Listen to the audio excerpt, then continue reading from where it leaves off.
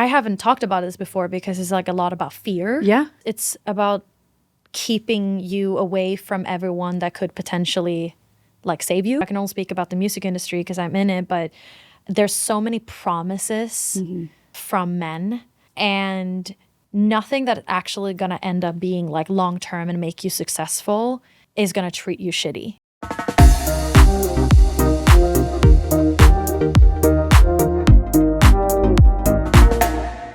Hi, how are you? Hi, I'm good. Good. Thank you so much for coming on to She Comes With Baggage. I'm so excited to have you both here.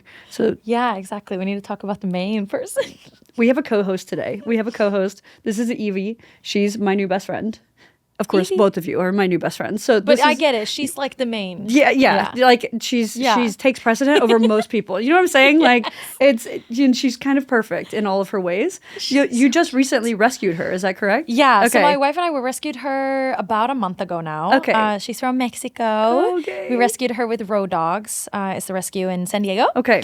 And she is like 5 months now. Oh my God. She's like a little baby still, but I'm trying to like just bring her places. Yeah. So she gets used to people and everything, and so far she's doing great. Look, I love she this. loves you, and she's hairless. So for people who are listening in too on Spotify or exactly. a podcast, she's hairless and she's perfect and she's warm. She's very warm. Yeah, her like butt is sitting on my arm and I can feel her skin. It's like skin to skin contact, and she's like honestly the most perfect dog I've ever seen in my whole life. And she's just falling aslead on you. Yeah, like I've never felt. This is like the peak of my life right now.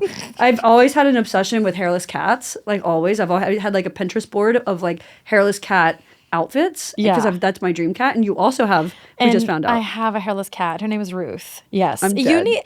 I was going to say like, should I bring the stroller and just have Ruth and Evie in it? But Ruth can be a little like, meh, like when she's she's just done. When she's over it? Yeah. Yeah, when she's over, she will just like bounce. Can I just let you know that I love that you have a stroller for Evie and Ruth? Like, yeah, it's a double stroller. Stop. But I realized, so Ruth had a stroller and she's so comfy in it because we take her, traveling. She's been to so many different cities, national parks, everything. Okay. And she's always in her stroller and she loves it. And then when we found out that we were accepted to adopt Evie, I got them a double one. So it's like this, kind of like on top of each other. Yeah. But Evie wants to sit next to Ruth. So now she doesn't sit in the bottom. Okay. They have to sit next to each other. And I'm like... You know what? Dual purpose. You have storage. Yeah. Now you have storage underneath. That's exactly what I said to my wife, too. I'm like, we have storage underneath. So they can just sit next to each other. You could get the hairless guinea pig that you were talking about before. So then you have... Yes, continue on this because my wife will listen and then maybe they'll be like, okay, I need to give Manda a guinea pig. We're shouting out your wife right now and saying that I'm putting the energy out there for Manda wants a hairless guinea pig again. We were also laughing earlier before we started rolling because you're wearing like really hairy boots right now. Like furry. Furry is probably the better word. Yeah. And I was like, your boots have more fur than your dog. Like that's... Literally. She needs a little extra to keep her warm. Didn't you say she was like biting on the ends of them? So yeah, when I put them on this morning because they've been like deep in my closet. I haven't worn them for a while. She was like biting and I was like, girl, do you want some hair on you? Yeah, you want some hair? She's lacking. But if you really look at her butt, like if you pull up her shirt a little bit, she has a few strands of hair and it's like so sparse. And then sometimes I see like a really, really long one and I'm like, why is there just one long really strand long on your back? But it's like white hair too. So it's kind of like whenever I grow one gray hair and I'm like, where did that come from? Like, where did that come from? It's just sprouting out the side of my hair. And it's always on the short side. And I'm like, whoa, where did that come from? It's just going to be gray in this one area from how much I've shaved my hair, probably. It's so funny. I'm like, oh my God. Well, where are you from originally? Are you from Los Angeles? I know your background is Sweden. Yes. Right? From Sweden? So I'm born and raised in Sweden. Okay. Yeah, born and raised. I moved here in 2015. Okay. So I've been here for a while. Okay. Yeah. So now 10 years now. You get the US like local stamp at that point. I know that's what they say, like 10 years. Yeah. Then you're like a Los Angelino. Yeah. So you've been in Los Angeles for the last 10 years then. Okay. Yeah. How is that difference, not only just geographically, but also culturally, to go from Sweden to the US? Yeah. So it's been a lot. And I'm still, even after 10 years, still kind of like adjusting. Okay. There's still a few things like with the American culture that I'm like, what? This makes no sense. I think I've gotten used to it. Even when I go back home to Sweden, I feel like there's things that I do that are a little bit more American that I feel like I don't really fit in either place now. Got it. Okay. Like I'm like a little bit in between. Yeah. And do people from Sweden now pick up on the, I guess, quote unquote, American side of you too? Yeah. Like they were like, wait a second, are you? Yes. Okay. And I feel, well, not that they think I'm American, but like even when I'm home at my dad's, like sometimes by default, I walk with my shoes inside. Okay. Which is an American thing. Okay, yeah. And like in Sweden, you do not do that. Got like it. you do not walk indoors with shoes on. Right. And I'm like, oh my God, I'm just like, I guess I'm, getting used to how you do it here. Yeah, so, like flipping it. But there hasn't been a huge like culture shock. When I first moved here, there were just my English wasn't that great when I first moved here. It's better now. It's perfect right now. Honestly, Thank even you. the accent, It's not perfect. My grammar's not great. Like, let me just tell you that. But thank you. You're welcome. Well, honestly, a lot of American grammar is not the best either. So you're like That's a lot true. of people That's have true. like very limited vocabulary anyway. So no, that's very true. It's okay. You're doing great. And I'm like, it's okay. I speak another language. Yeah, exactly. So it's excusable. You're still beating most people, so it's fine. Yeah.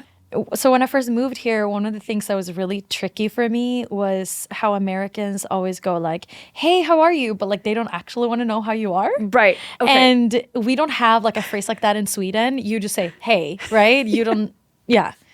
So you were answering people. I was literally? answering people like, this is how I am and this is what's happening. Right. And even when people say, what's up? And I'm like, what does that mean? Like, does that mean like how I'm doing or what I'm doing? Like, what is up? What is up? Yeah, you know exactly. What? That's very intuitive. What is up, actually? So I always like, what's up? And I'm like, what does that mean again? Like, so things like that has been a thing that I've just learned over the years. But there hasn't been crazy culture shocks. Okay, so that's good. Yeah. I mean, I'm sure there's like such an adjustment too, though. And Yeah. are a lot of your family, are they back in Sweden? Or are they still in the U.S. or is it kind of a mix? Yeah, so everyone is in Sweden. Okay. My brother lives abroad. He doesn't live in Sweden, but everybody else is in Sweden. Got it. So it's only been me Yeah. and my animals up until I met my wife. Right. So 4 years ago. But yeah, for a long time, it was just like, I decided to just pack my stuff and just move here on my own. And I know we'll top into your music later. Yeah. Is that what brought you out here? So main thing music. Okay. Because I did do music professionally in Sweden, and I had a record deal, and it didn't feel 100%. And I was lucky enough to not be stuck in a record deal. I could like get out. Yep. So I ended my record deal and moved here, but I came here as a student. So I was a college student for many, many years. So I couldn't do music or anything. Right. It was more so like I needed a change of scenery. Okay. After feeling like kind of stuck in my label deal. So definitely like music has always been like the end goal. Right. But I've never had the thing of like, oh, I need to like live the American dream type of thing. Yep. It was more so like LA is good for entertainment. But I really wanted to do New York first. Okay. Like Yeah. New York was my goal. Like I was Got like, Sex and the City. Like, Yeah. I was like such a Sex and the City fan. I'm like, I want to live Sex and the City life. Minus the men. Yeah, fair. But then my school that I wanted to go to didn't have a good exchange program in New York and for, the Swedish kind of like when you get help with the funding and whatever. Right. Scholarships kind of thing. Yeah. Yeah. I see. So then I chose Santa Monica College. That's so that's how I amazing, though. started. So then, and then now fast forward 10 years. That's insane, right? It's kind of funny that my first time ever out of the country was actually in Stockholm, Sweden. So I booked a one-way ticket to Stockholm, and I think I was like 21 or 22. And that took me on like a 2-year trip. Ended up moving to Australia. It was insane. But my first ever trip out of the country was in Sweden. Everyone was like, Sweden, huh? Like that's where you're gonna start. And I was like, that's where I'm gonna start. Yeah, because it's not like a tropical place that most people would want to go to. Right. At that time, I didn't have and I was just, trying to backpack and see my way through. And it was one of the more affordable flights at that time. And I was like, perfect, Sweden it is. I ended up booking a flight in the middle of the night, booked it. And I was like, I guess I'm going. And that's it. And so that kind of started my entire last 10 years of traveling, which I was doing full time before and doing travel content, LGBTQ plus travel activism and advocacy. No way, that's so cool. It's kind of insane how all of that started from Sweden. So wow, how was your experience in Sweden? I loved it. It was beautiful. And it for me, I mean, the biggest culture shock, I guess it's not even culture, but just everyone was very tall. And I felt very short. That's true. It's not something I really paid attention to because I grew up there, but I noticed it here. Okay. And then going back home, I'm like, Everybody's tall. Yeah, everyone is tall. I'm but not that was tall, like but my biggest notice, which was different. But what was And blonde. and blonde? That was the other part of it. Tall, blonde, blue eyes. Exactly. You're like, check. Well, do you have like an early look back of your childhood of always being a performer? Like, was that something that you had always had in your heart, even as a kid? Yeah. Okay. Yeah. I've always, honestly, I mean, it's not to like say something bad about myself, but like I feel like it's like the only thing I'm good at. I'm good at other things. Okay, But like my main thing that I'm good at, Right. it's always been like school was always kind of hard for me. Like I was good at reading and writing, stuff like that. But like anything else just was not easy for me. Sure. I just wanted to perform. I just wanted to sing. Like it was what I felt like this is the only thing I'm good at. Yeah.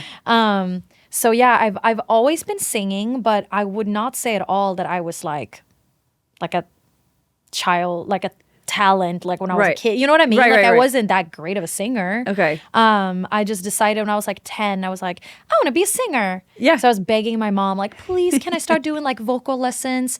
And like kind of here in America, I know like parents usually put, their kids to like activities and stuff when they're really young, Sure, yep. like want them to excel at things.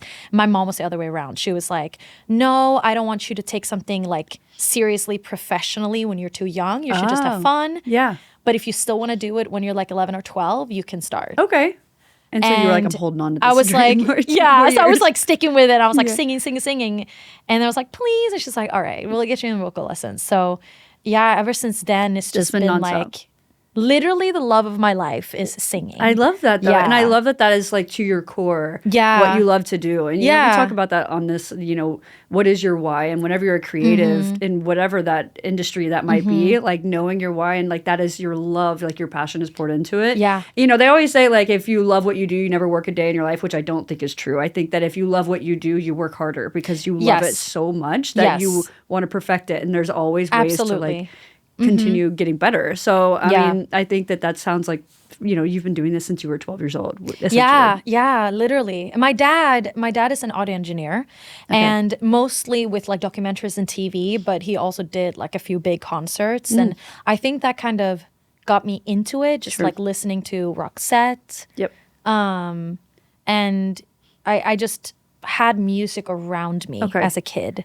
And then we had like, here in America, you have like beauty pageants, right? Yeah. It's like the best way I can describe it. So in Sweden, and it's not this like kind of the same anymore, but it used to be back in like 2004 when I was like 11 or 12. We had something similar, but it was singing competitions instead of beauty pageants. It kind of just to compare kind of the seriousness of it. Right. So that's how I actually started performing was to apply to like audition to be a part of these competitions. That's amazing. And yeah, it was like the top 50 kids and you would be touring around the country. Yeah. And so that's how I started performing. And I did that up until I was like maybe 15 or 16. Yeah. Zara Larsson, I competed with her a few times, Wow. but she was way younger. She's younger than me. So she was like a kid at the time. That's incredible But though. that's basically how I like actually had my start. Yeah. I mean, like for me, I did the beauty pageants. You did? I did. My parents Wait, the put me real through it. American way? Mm-hmm. With the makeup, talis and tiaras. Oh my God. And it like put me in dresses and I was like walking with my like strut and waving to everyone. Wait, I need to see photos of this. Just like insert a photo of you here. I have trophies. I was like, girl, I mean, I think I got like runner up, but I was perfect. This is great for me. But I lived How old out were my you? beauty. I mean, I was young, like less than 5, I think. Yeah, I was Oh very my young. God. But there's videos of me going out and being like, hi to everybody in the crowd, blowing kisses. I was, I don't know. But for me, with God. performing, I had 2 younger sisters. And I'm not a performer by any means, but we were just like, let's force our parents to watch us put on a performance. Yes. Yeah. Over and over again. And I don't care how bad it is. It's terrible. But we're like, look what we can do, Yeah. Was that something that you always did? So you were performing for your parents, performing not only that, but in competitions. That's incredible. I was always the performer, like Okay. setting up like little theater shows, which I would never act now. It's like I actually hated theater. It's like not my thing at all. But I was always gonna like I always had a very creative soul. Sure. Even as a kid. So yeah, it was just a part of always always my thing. But I remember it was like my parents. I mean, I can't. My parents are literally the fucking best parents ever. Like I love my parents so much.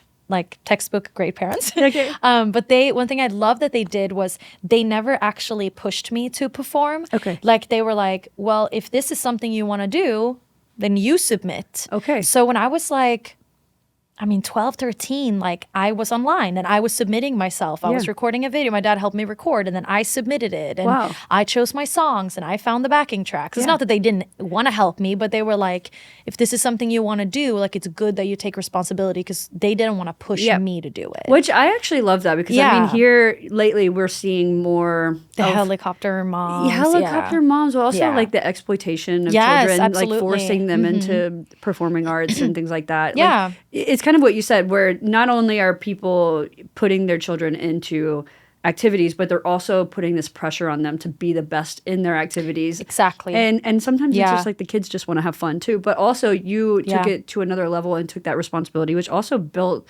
so much more of a love for it and an understanding or I guess a respect for it, I would imagine too. Yeah, absolutely. Yeah. And there was also never any... When I didn't place very high in a competition, there was many competitions that I didn't win or I didn't even go through the semifinals or the finals. Right.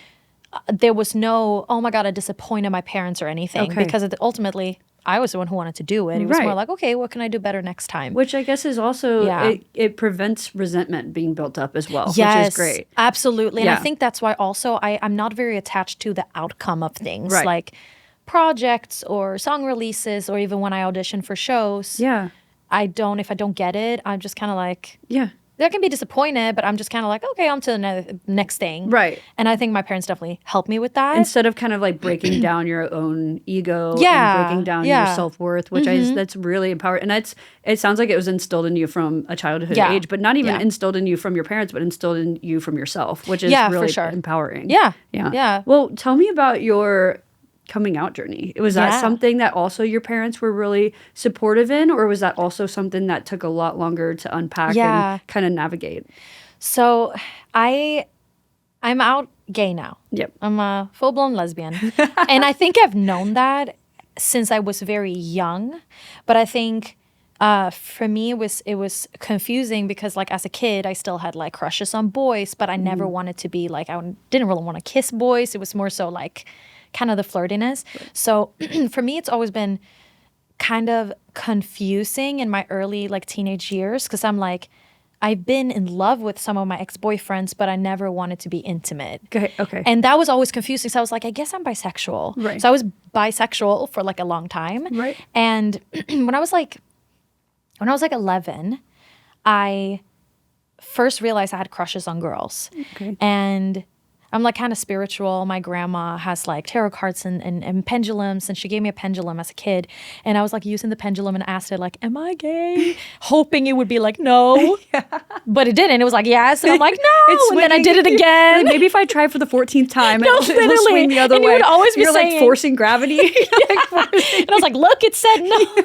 Like swinging it around. Literally. That's hilarious. So that's kind of like not just the pendulum itself, but just the fact that I like, and I did keep it a secret even from my family, but that wasn't so much my parents. I think it was just society. Right.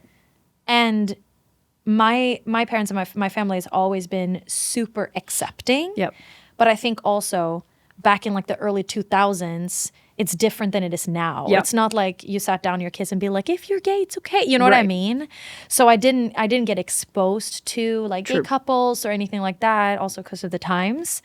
But when I first got my first girlfriend when I was 16, I just like said it to my parents and they're like, okay. Yeah. Like, okay. Yeah, it sounds good. Okay. Yeah. So it was never a thing where I had to come out. Right. But I think it was more so a societal thing. Right. That it's easier to be with a man. I'm also presenting very feminine. Mm-hmm. So I always felt like when I'm with a girl, people get shocked or they question like, well, it's because you didn't have the right guy. Mm-hmm. And when I was with a guy, I always felt like I had to dim down my queerness. I see. You know what I mean? Yeah, absolutely. So, and it's been something that I've just always known. Yeah. Like, I always thought to myself, because I've had long-term relationships with men, and I have an ex-boyfriend who I'm like still friends with, and is super supportive of everything. He just said when I came out, he was like, makes sense. Yeah.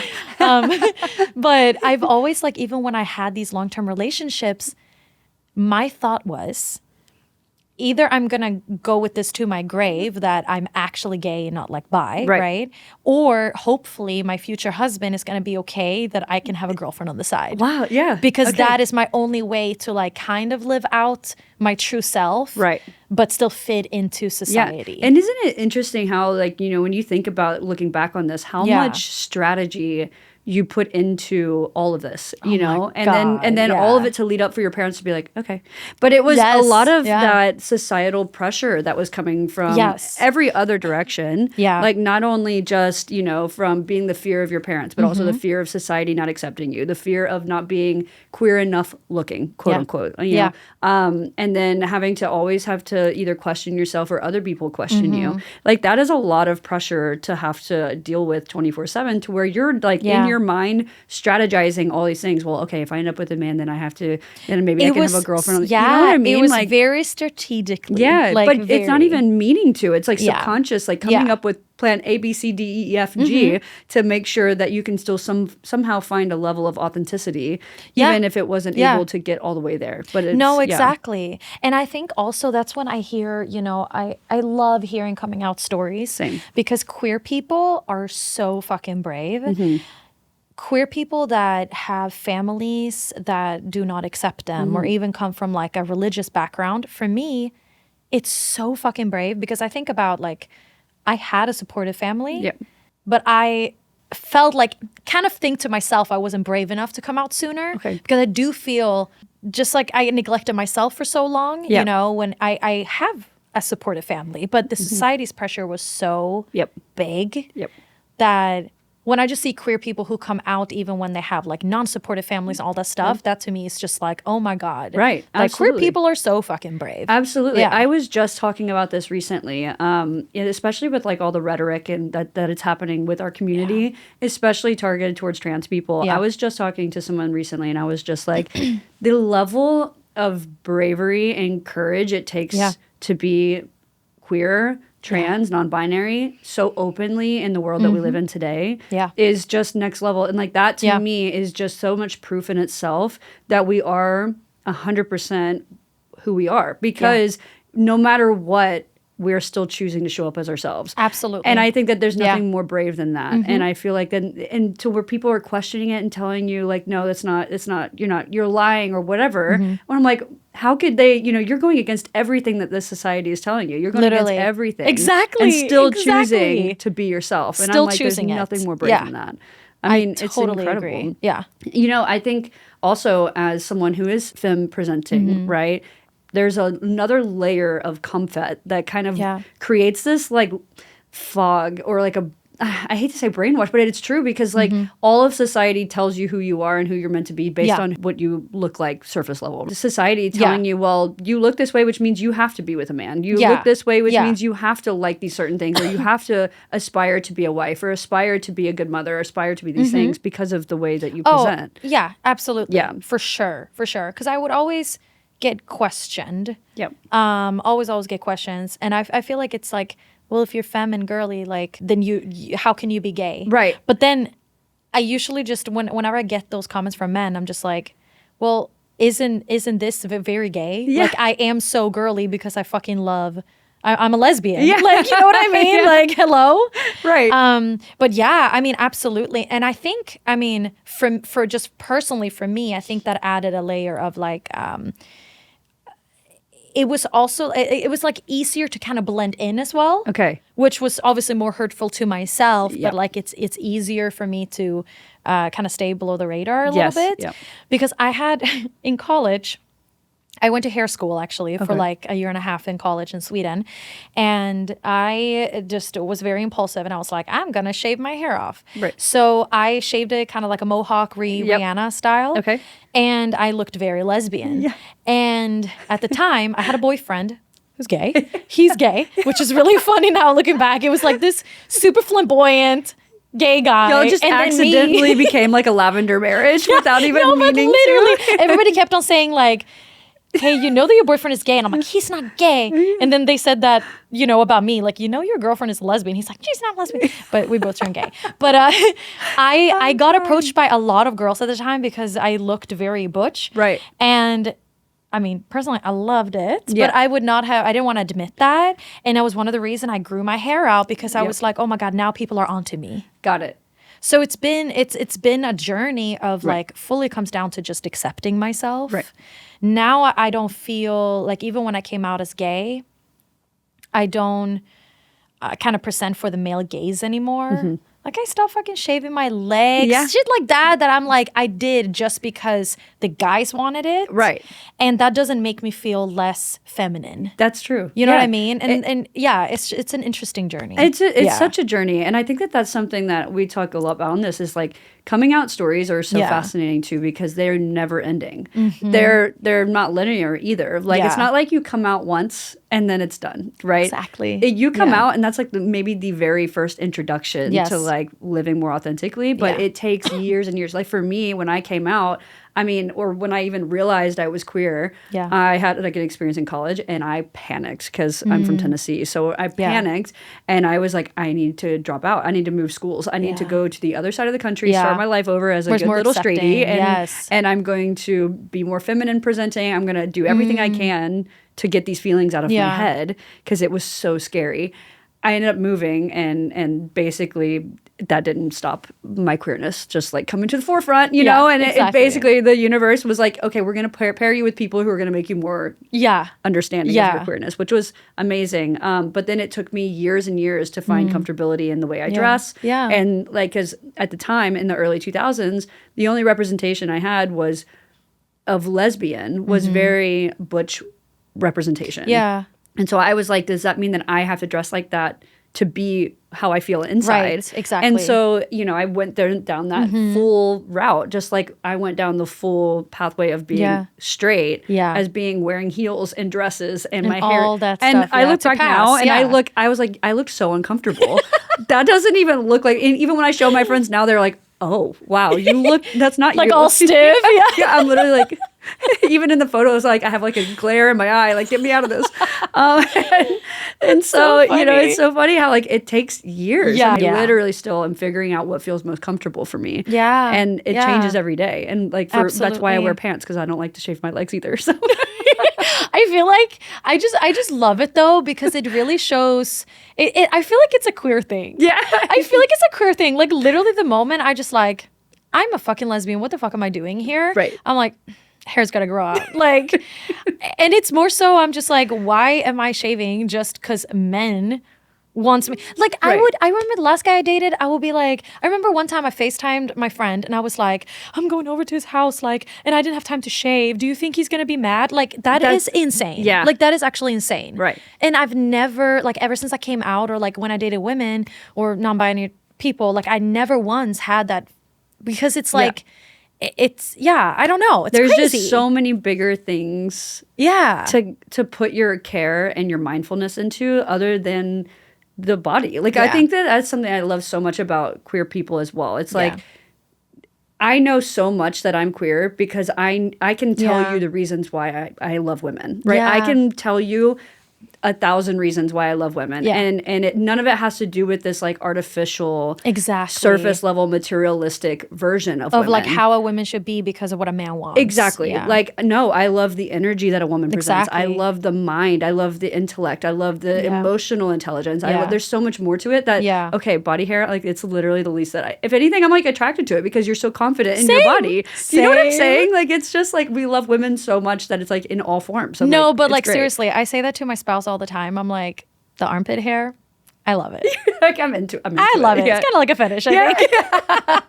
But I love that it's like with queer people, it's not even just breaking the norm of coming out and being with someone of the same sex or just anything outside of the societal norms.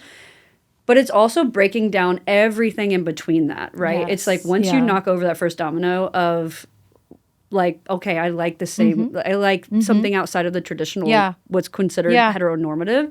Then it's like, okay, well, I also don't want to dress this way. And I also don't want to follow this certain like organized religion necessarily. Or maybe, you know, it's like all the dominoes come down at that point. And everything. And you thinking about all the choices that you made. And I'm like, oh, I did that because of this and this and this and this. Not because I actually felt like that was right. Right.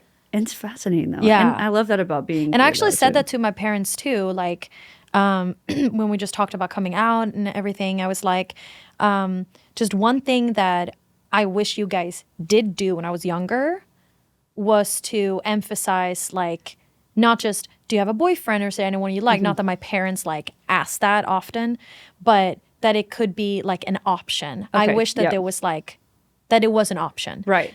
Because it was never talked about. And I think that has to do, not so my family, but just like in the 2000s or whatever, like back in the day. Yeah. But I think it's like, you don't, if you have an accepting family, you might not have talked about it at all, thinking that it's because you can be whoever you want. Right. But like, I was like, for me, I think it would be easier that it could have been presented as an option. Yeah, absolutely. Not just the default of like, you're going to be with a boy, you're going to be with a man, you know? I say this all the time, and I some people are like, oh, the word option's interesting. But I was like, no, to me, option is a great way of seeing it. Because for me, there was no other option other than being with men. Right, exactly.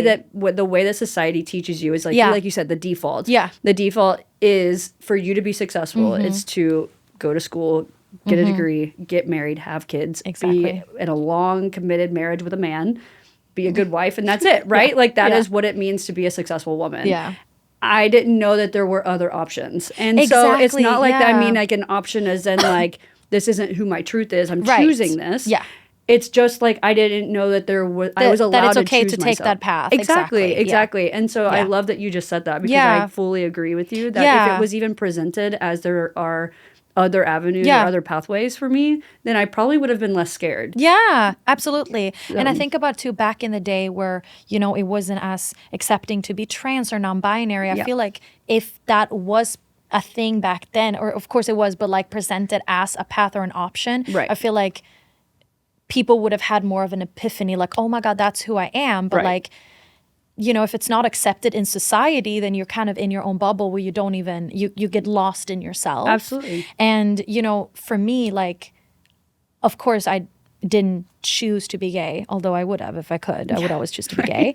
But it's not a choice. But yeah, if it was just presented like, this is an option, like I didn't even know that it was okay to like have a girlfriend or like even like talk about it, because nobody around me you know, had girlfriends or whatever. Like, No, it's 100%. And then once you open that door, you're like, oh, these feelings. Why is my heart racing? Why do I have butterflies in my stomach? You know? And then it's just like, then you go down this whole like, oh no, like what I have to go through this now. It's like, oh my God, with queerness and now that you have stepped more into your own confidence and things like that, how do you feel now in queer spaces whenever it comes to being femme presenting? Do you feel like you ever have to deal with people questioning you, or is that it just is what it is and people are feeling very welcoming no matter what? I always feel so accepting. That's amazing. I did feel like when I first came out, like around the pandemic, like that's where I came out as gay.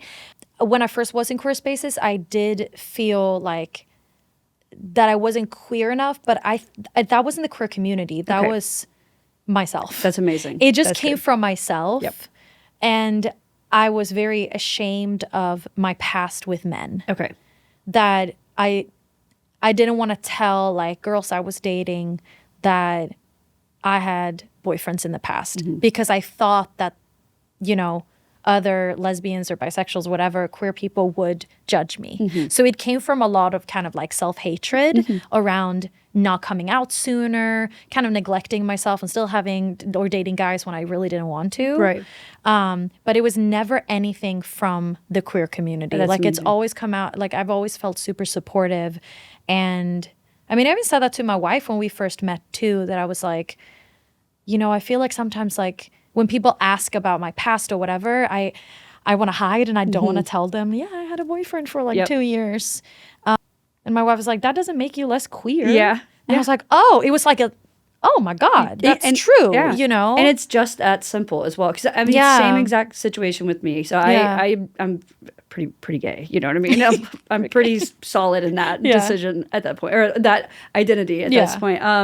But I've had boyfriends in the past. I had a long-term ex-boyfriend who I thought I had love for, which I do think I had a version of love for him at the time, but I think it was more of a friendship to me. And I didn't recognize that then because I didn't know, again, there was no other option. So I thought that is what love felt like. Yeah. And then I met my first first ex-girlfriend, and I was like, oh shit, no, this is what this love is. is what This is what being in love is. And I was like, oh wow, okay, it's a mind fuck. You know what I mean? But no, for sure. yeah, I fully understand. Because if you didn't know anything other than the first guy you were with, then of course that's what you think it is. Yeah. Love. Right. Yeah. And I'm like, oh, this is like the Disney movies? I'm yes. Like, interesting. It's not that amazing. You know what I mean? No, like, but I totally agree. Yeah. And I feel like for me, just my identity and my queerness, like it's been such a journey to just understand for myself because, I mean, I had an ex who I was like actually in love with. Like I was in love with him, but it was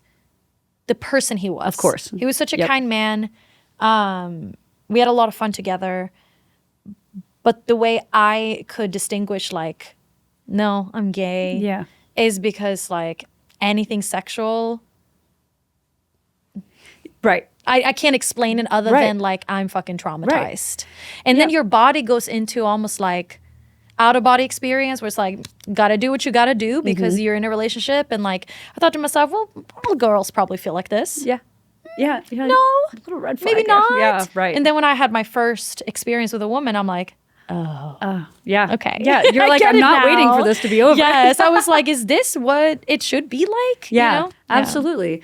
I would love to talk with you more about relationships too, because I know that you have talked, you've opened up to me in private too about dealing with more unhealthy relationships in the past. Yeah. If you'd be open to talking more about how that came about, and then also how did you navigate protecting your peace during that time too? Yeah. Yeah. I mean, my past is like, I'm like a very happy person. Like overall, I'm just very happy. Yep.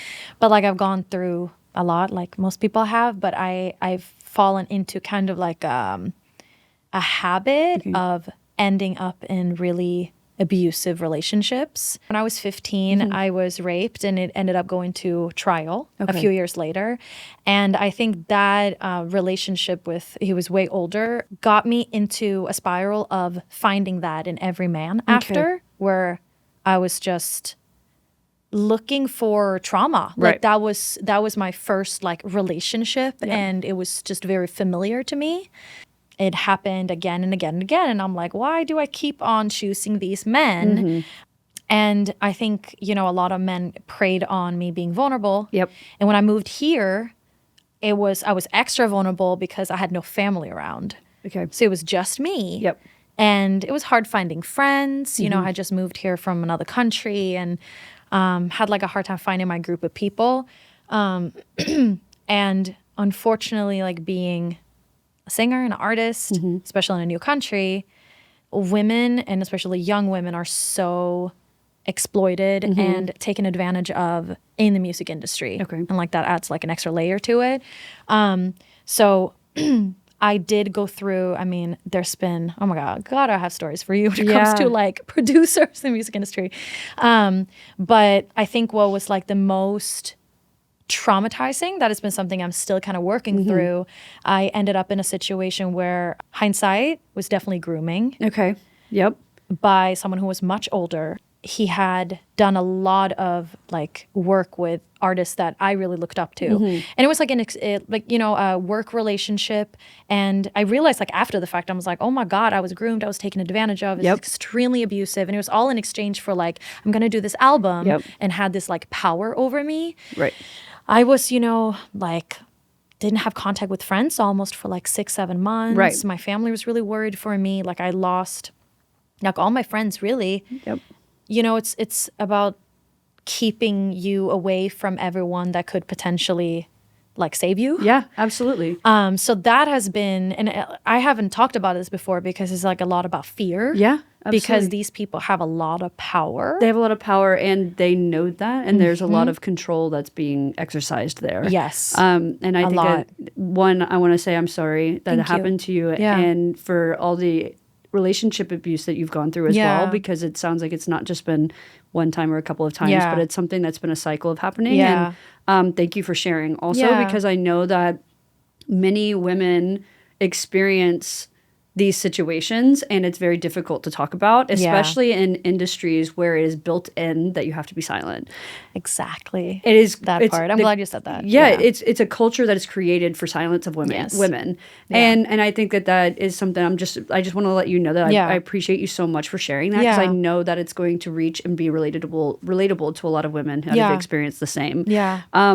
When it comes to dealing with your own mental health through that, you know, I know you said that you're still going through the waves of it. Yeah. What are some of the practices that you do to kind of like reground yourself, especially while you're going through this process of realizing and unpacking? Because I think also, like, when it comes to trauma, like deep-seated trauma, it's having to also accept and realize that it is happened. And it is very much the truth. Yeah. Because I think sometimes your own mind, and I've gone through some similar things where it's like your mind almost like lowers it in your head to where it's like, no, surely that didn't happen. But you start to question realize yourself, did that actually happen? Yeah. Because, I mean, a lot of that is also you're being gaslit. Exactly. You know? And I mean, I was that for a long time too, where you're like questioning your own experience. Yes.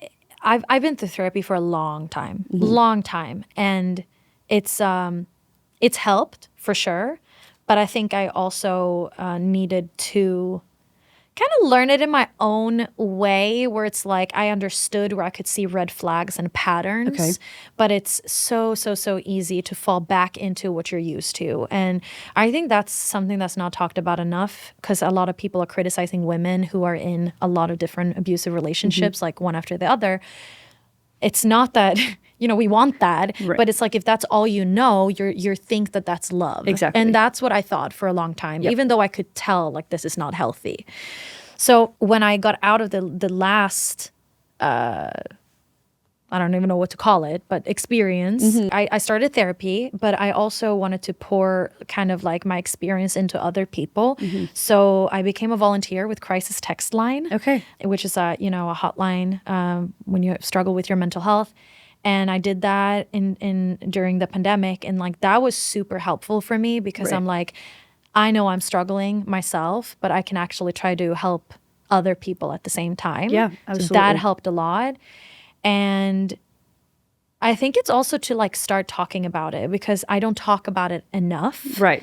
And yeah, the more I share with other people what has happened, because there's still a lot of shame around it that I don't feel like I've completely processed everything that's happened, but I feel like just talking about it is so helpful. Yeah. Because I like to kind of like, okay, that happened. I talk about it in therapy for a little bit, move on, don't talk about it again. Yeah. And I realize it's a habit I have. It's almost like you unbottle it, and then as soon as you leave, you put the bottle back. Exactly. Back on. Yeah. And similarly, you know, with childhood trauma or anything like that.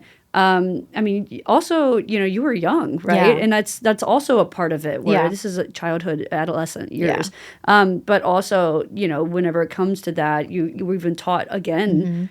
Not even in just the music industry, but just in women in general, not to talk about these things. Exactly. And don't bring it up, because you're only going to hurt other people around you, or don't bring it up, or no one's going to believe you, or don't bring it up. Look at Kesha. Like, I mean, it happens all the time. All the time. Yeah. And so I think that being able to talk about it more and more, you're almost like, there's like a reclamation of that. Yeah. You're almost reclaiming your power. Yeah. Is that something that you feel that is, the more you share, the more you're starting to like, not only reclaim your power, but also you're relating to so many people. Yeah. No, absolutely. For sure. For sure. I mean, I would also say like, it's actually dangerous for women, for example, to go in sessions with men, like producers that you don't know. I mean, we're looking at, you know, Diddy. Exactly. I was just going to say. Some people might say that I'm exaggerating. No, but it's actually dangerous. Yep. Like, I look at my own experience. Like, I remember in 2016, I was signed to this manager. Don't work with him anymore. But he set me up with a session with this producer who had worked with, like, big artists back in the day, like in the 90s. My first red flag, like in the session, was him talking about his girlfriend who was like underage, and he was in his like mid 40s. Wow. And I thought that was like weird, but I'm like, okay, let me just kind of like, I don't want to ruin, you know, the session when I got this opportunity to work with this producer. And a week or two later, the Grammys was happening, and I got a text message from him, and he said, hey, like I'm going to the Grammys. Would you want to come with me? Okay. And, I was like, what was I? I barely turned 21 at the time. And I was like, yeah, cool. Like for sure. And he said, yeah, but you do know like the rules, right? And I'm like, what rules? Well, if someone takes you like as their date/guest at the Grammys, you have to fuck them later in this hotel. Wow. And I'm just like, what the fuck is wrong with you? Yeah. I remember where I was. I was going to hike at the Griffith Observatory, and I got that text, and I was like parked there for like an hour, just like, what the fuck is happening? And I'm like, excuse me? And he was like, I know you could feel it too, the connection we have. And I was like, That's are you insane? insane? Yeah. And I remember calling my manager at the time, thinking that he would also find it insane. And he just goes, well, you got to do what you got to do. Like it might be good for you. So like that was just one example, but that has happened so many times. That's insane because it's also like it like boils my blood Yeah, too, because it's it's like interconnected. Yeah.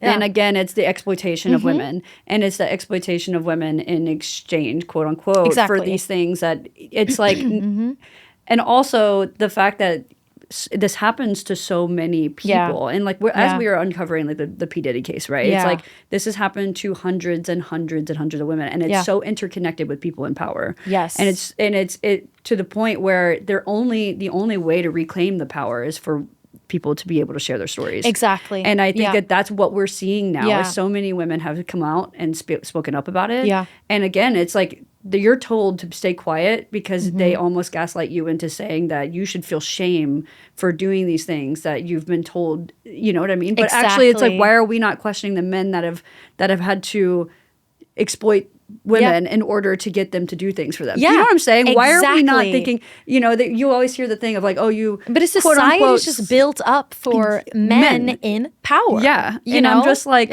ooh, it makes me want to break the microphone. No, but literally it like, makes me so mad. And it's also, I've heard so many times, like, if you say something, I can get you blacklisted. Nobody's going to want to work with you. Yeah. And then obviously you're like, oh my God, this is my dream. Like you get scared about like, they have more power than I do.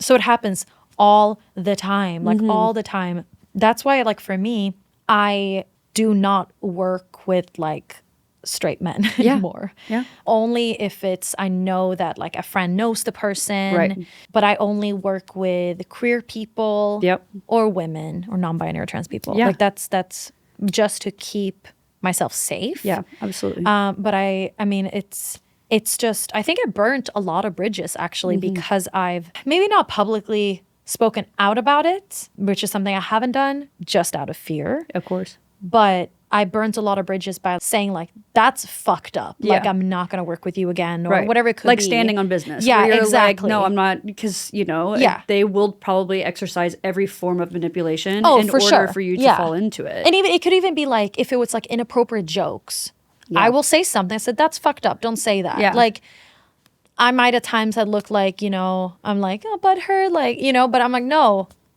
I'm a young woman. Yeah. You're a man in power. Right. No. Right. Like this started even because I was in Swedish X Factor when I was 17. I was in top 7.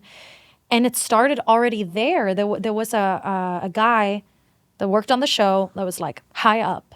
And he used to say the creepiest freaking shit to me. I was 17 at the time. It's wild. Like when we were recording our songs that were going to be released every Friday night, he would like be behind the mic in the studio like, no, sing it more sexy. Like act like you're like in a porno. And I was like, I am 17. It's a cycle. Yeah. Like this is more common than not. This isn't just the music industry. We're also talking about the exploitation of women in all industries, but also in, again, places where women are feeling more, where they have to be more vulnerable under the guise of like a mentor. Like you can talk about sports. Yes. You can talk about organized religion. You can talk about the music industry. You can talk about acting. You can talk about modeling. All of these industries, quote unquote industries, are also doing the same exact thing. And what we're seeing that happened in the Olympics. With the exactly. Olympics. We're seeing that happen with Harvey Weinstein. We're talking, it's just like, but again, it's never ending. I'm so genuinely proud of all the women that speak up and share their stories because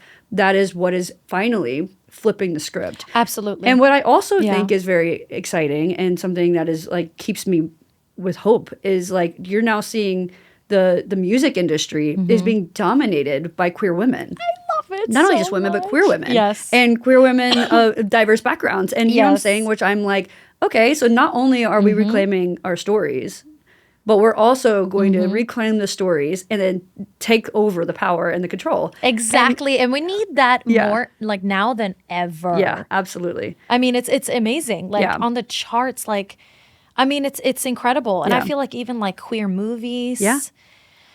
With the dark times that we're in right now, like those are the things that I feel like we have to be like optimistic about, that our voices are being heard like one way or another. And I feel like queer people, we're just so fucking loud. Yeah. And I love that. I love that. Yeah. Well, if someone's listening in and maybe they're in a situation right now where they do feel like they're being exploited or in an abusive situation, but maybe they feel scared, what is something that you would recommend to them as kind of like a first step towards their finding their peace again? Yeah. I would say start reaching out to like your friends and family and just say what's happening. Yeah. Because most people will not judge you and will actually help you. And I think that's what I did. What I didn't do was I was defending this person when people were questioning why I was kind of MIA and like, are you okay? Like, what's going on? Right. Because I was scared. Yeah. And getting out of an abusive situation, whatever situation it is, might take time. For me, it took me so many tries to leave. I know like on our average, they say like a woman will take it would be like 6 attempts to leave. Right. Before you actually do it successfully. Right. And are able to like stay back or stay away. And I think also to not feel ashamed that you haven't left yet, you know? Like, because it's not your fault. Right. Right. Well, a lot of times when we talk about power, it's not just monetarily. It's also power over your mind, over your subconscious, over your finances and sometimes, your experiences. over your experiences, over your childhood trauma. Like it's power over every facet of who you are. It kind of like is like a venom in a way. Where it's like before you know it. You know, somebody recently told me that whenever they experienced an abusive relationship, a huge red flag is when you start editing your story. So when you start editing the reality from your friends and your family, you start editing what's truly happening behind closed doors to basically make that person, to quote unquote defend them in a way, to look better, then that is the biggest red flag because you're recognizing that you are editing your story so that way they don't think differently of that person or your relationship or of you. And then actually you're just isolating yourself. And then before you know it, that gives them more power too. Absolutely. And I'm glad you said that about financial power,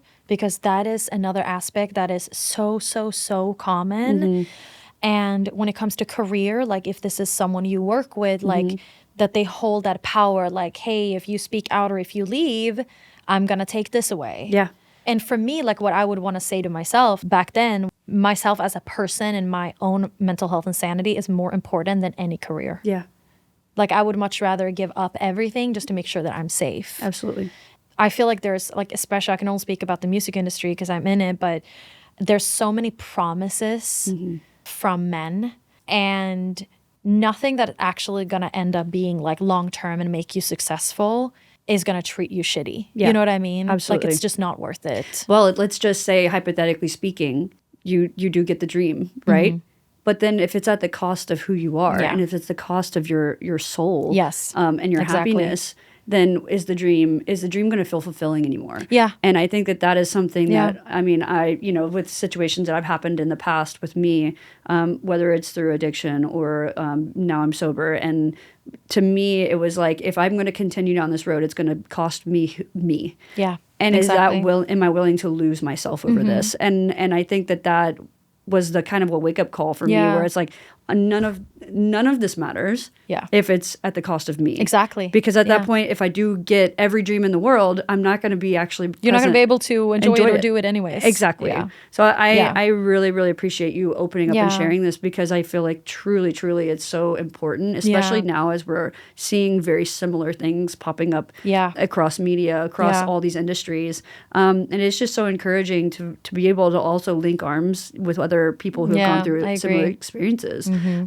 With your music, where are you going next? What is your dream? Like, let's go into the dream. So what's the plan? Okay, so with all that being said, I think I've kind of reframed the past year. I've been reframing kind of like what I want to do and how I see music, because I come from a background where I had a record deal and I was doing live TV performances. I was releasing music, all that thing. And obviously the big dream was like, I'm going to blow up and, be Ariana Grande. Okay. Lesbian 2.0. Okay. But I think with that, and I think that a lot of singers have that dream, which is not a bad dream to have, but I think it also, at what cost? Yep. Kind of. Of course. And I feel like I was chasing that dream for so long, with some success and then some where it didn't go as well.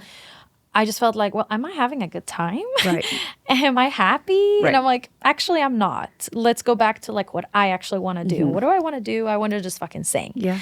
And the moment I like made that decision, my career just like everything's so much better. Yeah. So I'm releasing music, still releasing music. I released a song called Found It. Okay. Back in August.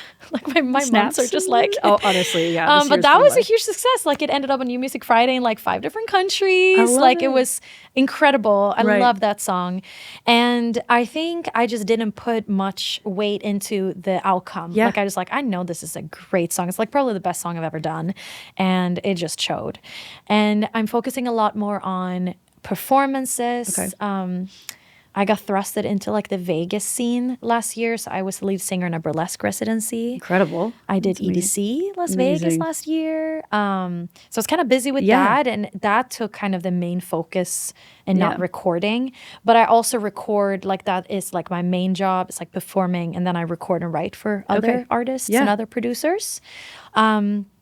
So I'm focusing now on just doing some few more single releases, and then I just finished up a residency in Lake Tahoe. Okay, yeah. In August. That's amazing. It was August. Yeah, that was really fun. It ran for a few months. Yeah. I love what you just said, where you had put all this pressure on yourself. Yeah. Right? Like all this pressure. And it kind of goes back full circle to what we talked about at the beginning with feeling this pressure as a child to like perform and forcing yourself into it. And your parents were like, I'm just going to let you do what you want to do because it comes from a place of love and a place of like your foundational purpose, your why. Yeah. And that's where you found love for it, and you never found resentment. And it sounds like in a way over time you started to kind of like subconsciously put that pressure on yourself. Oh, for sure. Which made you start to kind of get, and correct me if I'm wrong, but like a jadedness to it, which almost repels any of the success that you're really wanting to bring to you. Exactly. And so once you like released that, it's like everything's just like aligning, which is really cool. And I think it's also for just singers in general, I think the main like dream is the same. Yeah. And for me, I just like, oh my God, I wish I realized years ago that there's so many other avenues to do music that can also make you successful, and it doesn't just have to be this one thing about having a hit on the Billboard. Absolutely. Because if you're constantly chasing that, or even focusing like, oh, I have to post a certain amount of videos and TikTok so I can blow up and blah blah blah, like it took away the fun from me. Yeah. It really took away the fun from me. Like even when I've had like viral like hits on TikTok and stuff, I'm like, did that fulfill me? Yeah. It didn't. I mean, it did. It was my lesbian sex song. Yeah. So that was important. Yeah. That was that song that mattered. But did it fulfill me? Yeah. Like it didn't. You know what I mean? Right. So I just had to like kind of reframe of like, what about music and singing makes me happy? You know, and ultimately it's like performing and whatever like type of performing that is. Right. That's kind of what I'm going for. I love it. And it sounds like you've like really reconnected with yourself on that. Yeah. And also it's amazing too that you're going through this journey of your own self-discovery of everything that you've been through in the past, while also reconnecting with who you truly are and who you want to be in this world. And it all sounds so connected in a way too, because you're going to be able to like interlay your story into your music, and that absolutely, ironically, is what connects with people the most. Absolutely, is when you're like showing up authentic. Oh, wow, I can't say it. When you're showing up authentically, you know what I mean? Yeah. Well, on that note, what does authenticity mean to you? Oh my God, being unfiltered, I think. Yeah. Yeah, I've always had to like tone myself down a lot. and I've done that for so many years, that like to be authentic for me is like to say whatever the fuck I want. Yeah. And that's kind of what I'm doing like with my music too. When I write for other artists or producers, I have to write whatever they want me to write. Yeah. But when it comes for myself, like I want to turn heads. I want people to be like, what is she saying? That's what I love what Sabrina Carpenter doing, because like she's like singing about really like, you know, explicit stuff. And I love that. Yeah. And that's it's how like, I stay authentic. It's destigmatizing everything too, right? And then you start to recognize like, oh, I relate to that, and I relate to this and everything. And again, it's like letting go and just truly showing up as yourself and who you are and what story you have to tell through your own lived experiences. And then that is what connects you with the most like relatable audience too, which is amazing. Totally. Because you can tell, well, like I connect with artists that are authentic to themselves. Like you can tell when they're not being like steered by like a record label or when they're just themselves. You can tell. Yeah. No, absolutely. Well, if someone was listening in and let's say they're going through their own self-discovery journey right now, and maybe they're at the beginning parts of that, what is, you know, a piece of advice you would give to them into this next chapter of their life?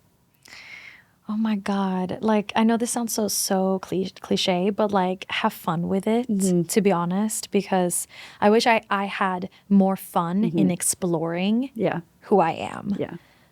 Because it's so special, like all the uniqueness, like all the unique traits that we all have, and really like tap into that. Yeah. And it should be fun. And I understand like it's hard times right now. It's hard times to like try to just be yourself. But just try to have fun with it and surround yourself honestly with people that are like-minded, because I have a big queer community. I don't even know if I mean, I have a few straight friends, but there's not a lot. And like to surround yourself with like-minded people that accept you and understand you will change your life, honestly. It's so true. And even for people listening in, like we just met 1 hour ago and I feel like I've known you for ages. Literally. I don't know. And I think that is it says I mean it's not simple in the fact that it's scary to put yourself out there, but like I do feel like I know you now, and it's been 1 hour, and we put you put yourself out here to come onto this podcast so with did someone you. You don't know, and I put myself in this position to be like, I'm going to ask you about your baggage. Like, do you trust me enough to? And I think that it comes from putting yourself out there, and then once you do, you're really gonna meet amazing people that will love you for yourself. And I think I love what you said about having fun when you do it, because again it kind of interlays into everything that you just said in this entire episode, is talking about like staying true to who you are and having fun while doing it. I think that that's the best outcome we can have in this life too. And like I'm a proud oversharer, and I think everybody should overshare more. I agree. Maybe it's because I'm a Cancer, but I agree. I honestly, like, I love when I just first meet someone and they're just like saying something super personal, and I'm like, I feel like we connect. Yeah. You know? I connect the most with people when we trauma dump. Yeah, exactly. Like, I love trauma dumping. Let's trauma dump and then be best friends. Yes. Like, that's the best way to do it. Exactly, because it's about being vulnerable. Like, really, and that's how you connect with people. Well, also, it's like whenever you meet new friends, I'm like, it's almost like dating now, where I'm like, I need to know if we are morally aligned. I need to know if you can understand me and my darkest side. Because if you don't understand my dark humor, you won't understand the dark shit that I've been through. Exactly. Which means we're not going to understand each other. Do you know what I'm saying? No, so I'm like, 100%. Yeah, I get it. 100%. And also, we need to know if they like hairless animals. The hairless animal, that was an immediate check for me. That was an immediate, like, friends. She's been here in my lap sleeping this whole episode. Literally. Like, this is like my warm blanket. Like, what you said before we started filming, you said, like, let me know if you want her. Like, we can switch mid-filming. And I'm like, I just knew. I'm like, she's going to sleep in your lap the entire time. Well, for the record, I didn't mean that. I meant that I was going to hold her the whole time. I was just trying to be nice because she's technically your dog. But, like, I'm co-owner now between the three of you. So funny. Well, you're definitely the new dog sitter for sure. Like, she's like, I am comfy here. She's amazing. I'm obsessed. She's the star of the show now. Well, at the end of every episode, because we do get deep and heavy on here, I like to wrap it up with some just random chaotic questions. So I love that. I wrote some random questions for you. This is fun. And sometimes I forget what I write down. So then I'm like, oh, that's what I did. Okay. If your life were a musical genre, what would it be and why? Country. Really? Country. Said country with a country accent too. Yeehaw, brother. Did I do a country accent? You said country. Country. This is so funny. Okay. Country because one, I'm a horseback rider. Oh, okay. 2, I love country music, believe it or not. And 3, I grew up on the countryside. Okay, that's 3 good reasons. Yeehaw, y'all. Tune in for more. You like imagine one of your albums, you just drop a whole country album. Okay, you're onto something because I thought about shit. I just go fucking crazy and just be like, I'm gonna do a country album.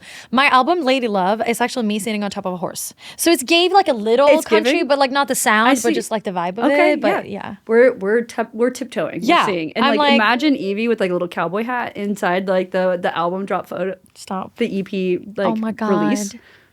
I'm just saying. I'm just like visualizing the entire drop. You're giving me ideas. Yeah, I got you. Don't you worry. Also, like I said, I'm from Tennessee, so there's 2 things. Oh, you're country then. Yeah, like deep to my soul, I'm country, but I'm masked for the most part, you know. But the 2 things I can't get rid of are country music and y'all. Like, wait, you like country music? I love country music. I was literally just in Dallas when we went square dancing. I feel like you're my only friend in LA that likes country music. Well, Elena, I've gotten my spouse into country, but like it has to be like pop country. Okay, yeah. You know? I like the early 90s, 2000s love songs like the Tim McGraw, like Martina McBride. Martina McBride. Tim McGraw, like, Faith Hill. Yes. Oh. I love it. Dixie Chicks. Love the it. Chicks. Oh, love it. Oh. Done. Throwback. Love it. It's like throwback to when I was in the mirror, like singing into my hairbrush. No, but like, literally. That is my country music. I'm Not Ready to Make Nice was one of my talent show songs when I was like 15. It's like today, everyone's like, why are you woke? I'm like, the Chicks. Like that song, literally. I'm not ready to make nice. I sang it in my mirror. I'm like, I'm not ready to back down. They taught you to be badass. Exactly. All right. And if you could make the most over-the-top ridiculous entrance onto a stage, no matter the limits or the rules, what would it be? Like for me, I'd be like Benson Boone and do like a gymnast flip, like back handspring into the microphone and just start dancing. What would you do? What would I do? It has to be like the most crazy entrance. Oh, okay. One of my like dreams in life is to become an astronaut. And like that would never happen because I'm so bad at like science and shit. And also to be in NASA, you have to be an American citizen. And I'm not an American citizen. So it's just done. Small little things. But when I used to smoke weed, anytime I got high, I'm like, I think I could be an astronaut. Okay. So I would like make like a fake moon set on stage. Period. And I would like float around like I'm on the moon. I love this. Yeah. It's basically making your dreams come true. You're just like being creative about it. Exactly. This is amazing. And just like so first you're making a country album while also being an astronaut in space. In a cowboy hat. In a cowboy hat. In a cowboy astronaut suit. Period. We're just mixing them all together. If you can let everyone know where to follow you and your music journey and anything that's coming up next. Yeah. You can follow me on TikTok and Instagram at MANDAA Malina. So it's like Manda with 2 A at the end, Manda Malina. I have a few more singles coming up, and I may have a show in December. It's not going to be in LA. I don't know how much I can say, but it will be up. I'll update you when it's official. Amazing. Yeah. Thank you so much for coming and sharing everything with me. You're amazing. And truly, I feel like I've known you for like years. No, literally, it feels like that. It does. I am so honored. Like you're literally the gay call her daddy. No, so I'm honored to be here. You're so sweet. I really appreciate you. That's like such a huge compliment. So thank you so much. Of course. And honestly, anytime you want her to be on the show, just to get used to like this environment, just like get used to it. I mean, hello. Like I want the whole world to know it. Oh my God, are you serious? Say hi, Evie. Say hi. Say. She's perfect. You were born for the star. You're born a star, aren't you? Oh my God, look at your little belly. Nobody's a little naked baby. Oh my God. You want to go back to mama? Everyone follow me on TikTok at Ruth and Evie. Perfect. We can have her tell her story next of how she got rescued in Mexico. Yeah, it's like, how did you get rescued? Fucking dead. And that's a wrap on this episode of She Comes With Baggage. If you love this conversation, please make sure to follow She Comes With Baggage on Instagram, TikTok, and YouTube for more content and behind-the-scenes moments. And if you're tuning in on Spotify, Apple Podcasts, or any other audio platform, please don't forget to leave a review. I love hearing from you, and your support helps to keep these conversations going. And just remember, if you are carrying any baggage, you're not alone, and we're all more alike than we might realize. See you soon.